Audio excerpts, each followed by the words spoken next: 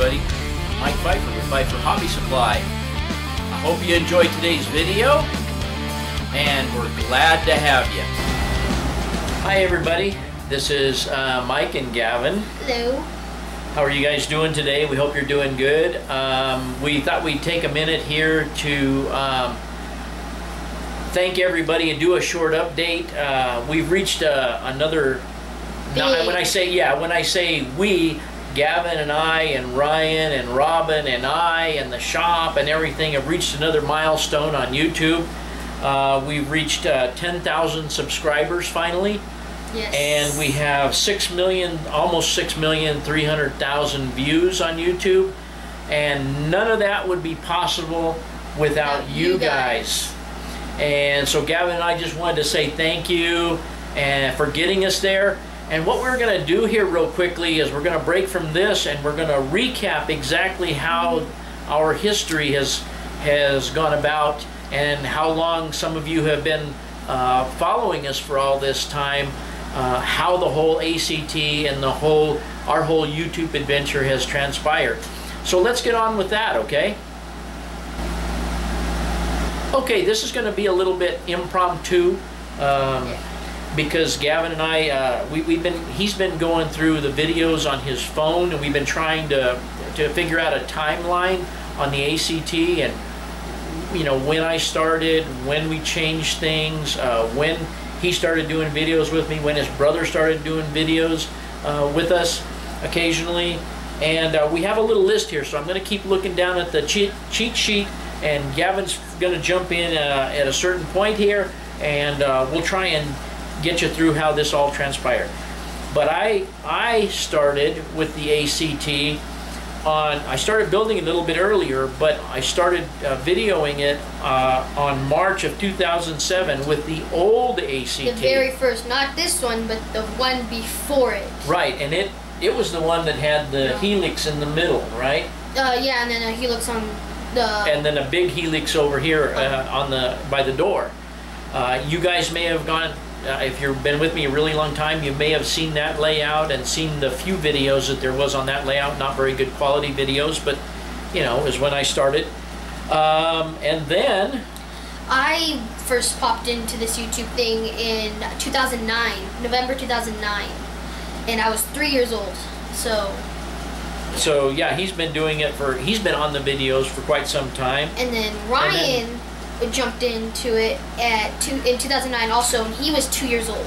So yeah, and that video when he was 2 years old, you guys may have seen it, but it was in the Las Cruces yard doing train watching. Yeah, we were rail fanning. Yeah, rail fanning.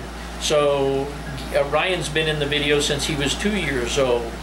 And then what happened was in May of 2009, shortly after these guys did those videos, or may even been around the same time, the old ACT was torn out, and we started the new ACT, which started the new generation of updates. In other words, update number 1 would have been the first video of the new ACT, when I changed the whole design of the top of the layout. So let's break for a minute, and we'll come back and we'll continue on. Okay, gang, we're back. We had to kind of look at our notes again. And Gavin's going to tell you a little bit more about his history on here.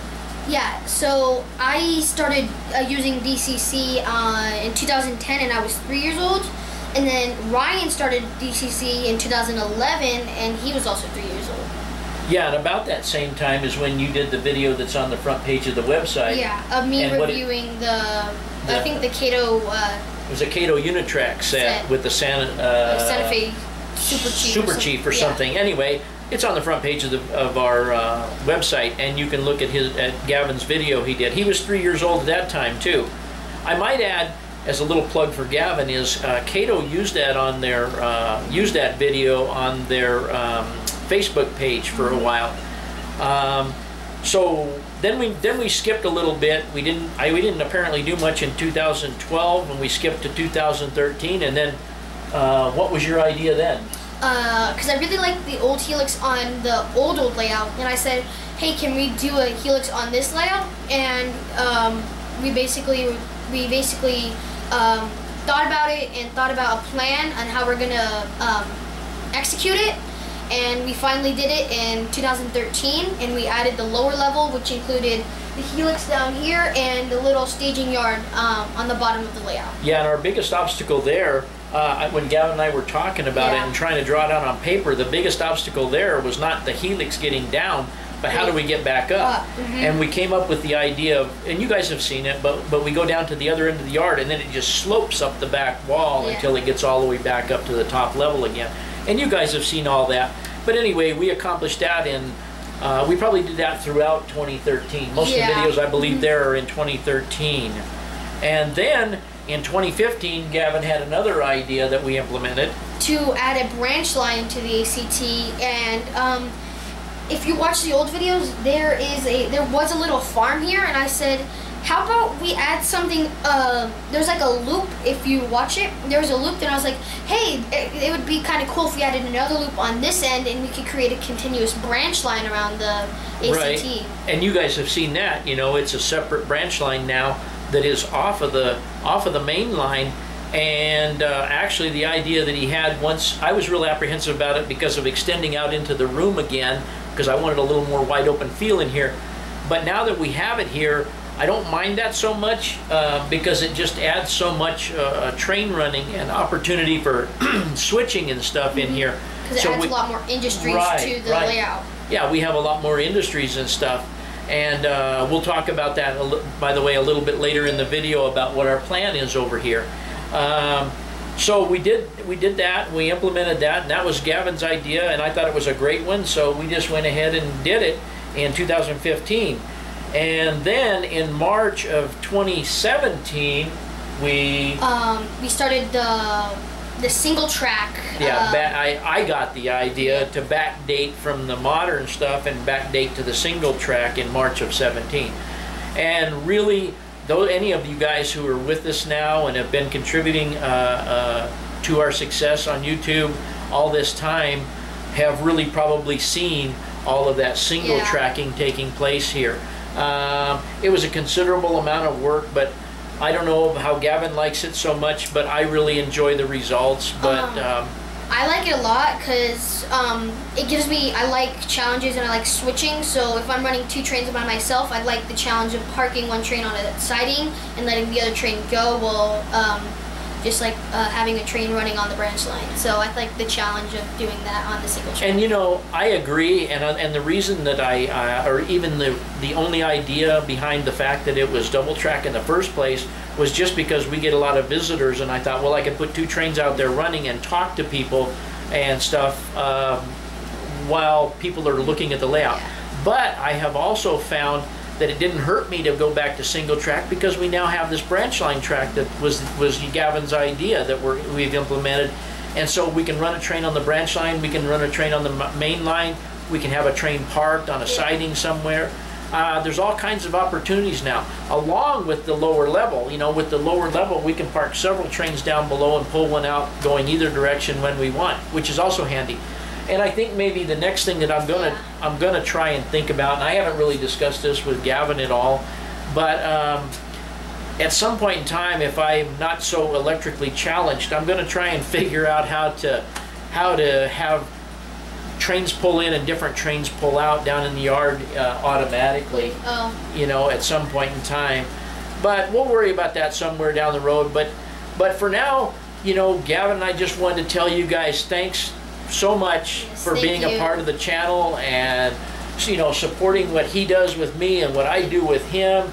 And I'm so proud of him that and his brother, you know, that they're somewhat, Ryan's somewhat involved in the trains once in a while, but Gavin just enjoys the heck out of them. We enjoy going out looking at trains, and I'm just happy that he still likes it. And I'm sure it'll be something that he'll carry on through the rest of his life. And you guys are a part of that, and gals, you're all a part of that. And on behalf of the ACT and myself and Gavin, we'd like to say thank you for being here, and thank you so much for being following us along. And let's get on to today's update, okay? Okay, Gavin broke out the my ACT F3s that I've had up in the display case for probably years, huh, Gavin? Yeah. And he got them got them down, and he couldn't get them to respond to the road numbers, so he's reprogrammed them using the JMRI software and put the road numbers back in, and he's given them a good testing here. So we'll move on to something else. Okay guys, I know this isn't very exciting and doesn't make for much of a video itself, but in conjunction with everything else, I guess it'll be okay. But anyway, just to show you on the outside, I had some plastic vinyl, actually, baseboard material that was glued on, and that part there actually was okay, but I went ahead and replaced the trim there on the bottom in the garage, and this trim here had torn all the way off and was really ugly. So I've got the trim back on. I just need to get it painted, and I know that's not very exciting, but it is part of the train room. So let's head back inside the room. Okay, I know I show up in this video, and I know it won't show up what I'm trying to show you, but it's been so long since I've taken this glass off that I have a bunch of film on the inside of the glass that is the tunnel going into the train room. And if we look real closely, you can see in there. I got to take this glass off with a screwdriver and clean the inside and the outside of it too. Again, not very exciting, but it needs to be done.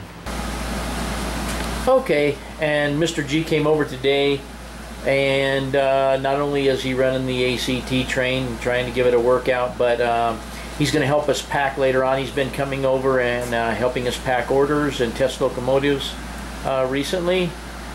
And another thing I was going to show you in here is my rubber floor is kind of taking a beating over the years so far, and it's got a lot of burns in it where I've dropped hot solder on and everything. And I think the layout is to the point where I might just try replacing all these, replacing all the rubber tile in here at some point when I get real energetic. But that remains to be seen as well. So now I guess for the exciting stuff, I'll show you what I've been doing the last day. Okay, tell them what you told me. I was just saying, if you're going to take out the flooring, we should keep some of it, because this flooring has been in here since the very first layout that he had in here. And I forgot all about that. It has been in here since I built the first layout. So it's been in here since 2009, basically. Yeah. Or maybe I put it in at some point along the way, but it was on the original layout, I know for sure. So we may just cut a little piece of it and hang it on the wall as a souvenir. He had a good idea there. So anyway, now I'll show you what I've been doing. Okay, you guys have already seen this, this building, the engine house, and how it's turned out. But what you haven't seen is this scenery that I put in between last night and today.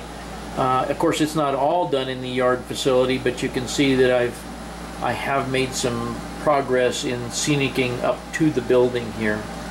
So, and that's really about all I've gotten to. If I think of something else, I'll add it in here.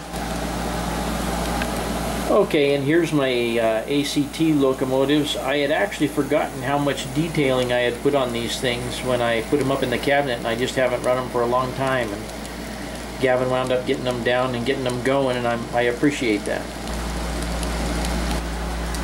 Okay, so we're thinking about changing this coal mine over here to a potash mine, and actually they do have a potash mine here in New Mexico. It's up in Carlsbad, and we also have like hoppers that they use. We have like we run the hoppers on trains that we have, and they use the exact same cars in real life. So we're thinking about using those for the potash mine. Yeah, and then we can, and they use the potash to make fertilizer. Well, among other things, they use it to make fertilizer. So we're going to swing around and show you what our thought is on the other end. Okay, so back in this area, we don't know where, is going to be like the fertilizer plant for the potash mine. And actually, here's the cars that we're going to be using for the potash mine right here. Just like little tiny hopper cars. And we have a bunch of those. Yeah, a bunch of I have a those. whole train of those 2-bay Santa Fe hoppers. And in looking at some of the old pictures, Gavin and I have both looked at pictures in one of the Santa Fe books that I have, and the potash seems to be a pinkish color, yeah, like almost a powder. And so what we can do is we can easily take the coal over there and change that into a pinkish powder, and change the way it's loaded and stuff over there. And then the fertilizer plant, they would just bring the potash over here to a fertilizer plant, or on to some other city somewhere else in the United States for distribution. Cool. I think that'll be a good idea. Well, we're going to work on that one. We think that that may be what we're going to do, and we'll keep you guys posted on that. Right? Yep. Okay, guys. Thank you again for 10,000 subscribers. And I hope you guys enjoyed this video. And as usual, we'll see you in the next one. And thanks for watching. Good. I think that'll work.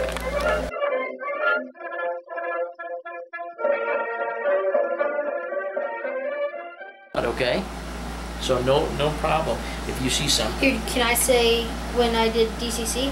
Sure. Okay. You want me to say these, and then you can start with you and Ryan, and then I'll go back to it up here. That work for you? Okay, this is. Well, let me stop. You ready? Okay, since we're going back into the 50s era, oh my god. Subscribing and all that stuff, and subscribers, and yeah. I hope you enjoyed this video. Yeah, I hope you enjoyed it. Yeah, and I hope you look forward to the next one, or you know, whatever you feel like saying. Okay, ready?